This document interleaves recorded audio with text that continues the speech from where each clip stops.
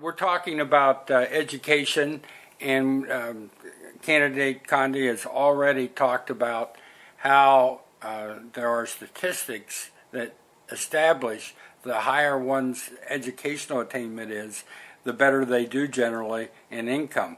And I want to give Mr. Conde an opportunity to expand on that, any other aspect of education if he wishes to. And besides, Mr. Olson, besides just income, it gives them more opportunities to find a job. But what I want to say is we have to take education a step further in that we have to make sure that not only the children understand the importance of education, but the parents and guardians understand that this is their key to the future, that they have to value education for their children as much as you and I and perhaps others value education. We all need to understand that unless we have a well-educated citizens, it's going to be difficult for us to move forward into the higher levels. Okay, now we know that you served in the Creighton administration as finance director and chief of staff. Yes. And what years did that service occur? That would be 2005 to 2007. Okay. And now you're employed with? Strategy 1. Okay. And before that, you were in the Creighton administration. Who were you with?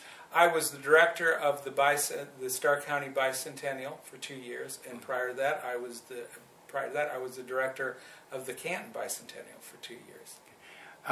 If you could, in a general sort of way, address how these experiences have prepared you to be mayor of Canton. Absolutely. All those experiences put together quickly. I'm probably the only candidate that has worked in the public sector, the private sector, and the nonprofit sector.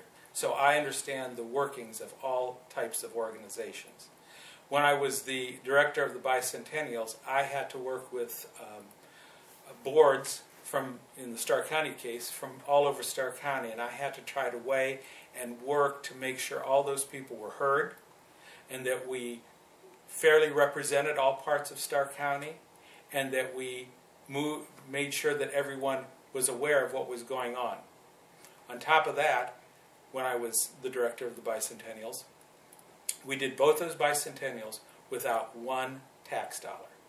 We never asked anybody for a tax dollar.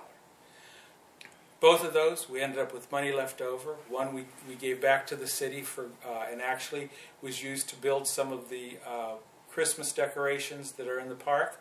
And with the Starr County Bicentennial, we gave the money to the Starr County Educational Foundation and Starr County Community Foundation, the Education Partners in Education, to create a scholarship.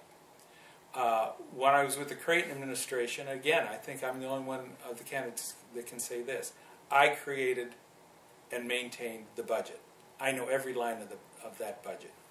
Number two, I was the one who was the architect of the increase or the elevation of our bond rating when we went to Poor's and Standard & Poor's and Moody's. The bond rating since then has gone down again. They've decreased our bond rating. And what that's saying, what's important about that is the financial world is telling us we think you are a better risk when your rating is elevated. When your rating goes down, they're saying you are a riskier proposition, which makes money more and more difficult to obtain. I'm also the only candidate of the three of us, or the four of us, that has negotiated union contracts. I was on 3 of the new contract negotiation teams for the city, was at every session, was there every day, sat across the table from the union officials. We were able to successfully negotiate all those contracts using the collective bargaining agreements. We stood up at the end of it, shook hands, and we're happy that we did the best we could for the citizens and for the employees of Canton. So this last piece that you addressed, is that the primary reason why you should be the favorite in a Republican primary, because of your experience, hands-on experience in city-level government? I would think that certainly is a factor. I think that I can hit the ground running. I know I met with every department head on a regular basis. I still meet with a lot of them and discuss things. I can hit the ground, and my team can hit the ground running, and we can get things moving right away. Now, I understand that you think that Mayor Healy is doing some political grandstanding with his monthly forums, but Canton does need some new ideas. Absolutely they do. How will you generate those new ideas? Well, we'll start internally. We'll start with starting to have department head meetings again, where once a month we meet with all the department heads. They've got great ideas. They're working their departments day in and day out. They can come up with the ideas that we need. But to do that, you have to have open lines of communication. So what I want to do is go back to the old once-a-month department head meetings, once-a-month meeting with the union presidents, once-a-month meeting with the Chamber of Commerce to get these ideas. Now, I don't care if someone wants to call me on the phone, I'll answer my phone.